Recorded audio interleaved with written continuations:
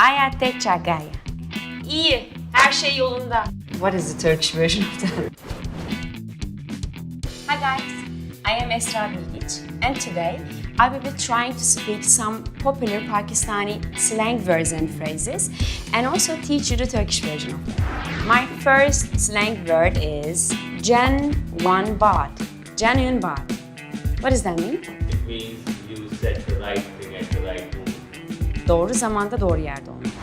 Boğatala.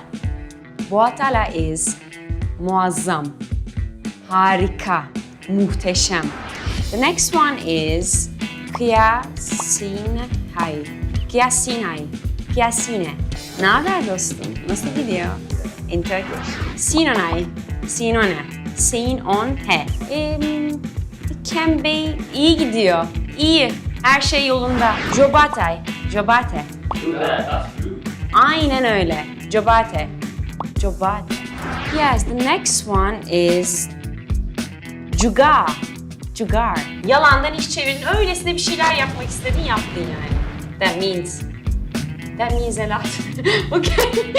Okay, the next one is ayate chagaya. Ayate chagaya. Ayate chagaya. Ayate chagaya.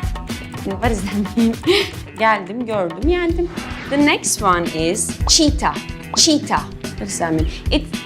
Yeah, I know this word. It's champ. Interesting. Cheetah is champ in Pakistani. Interesting. Yeah, I like this word. It's my number one word, cheetah. I want to say this word, dünyaya anlat, in Pakistan version of it. Dünya kabadato. Really? The first time? Yes! I did it. Dünya kabadato. Pakistan's number one network. Dünya kabadato.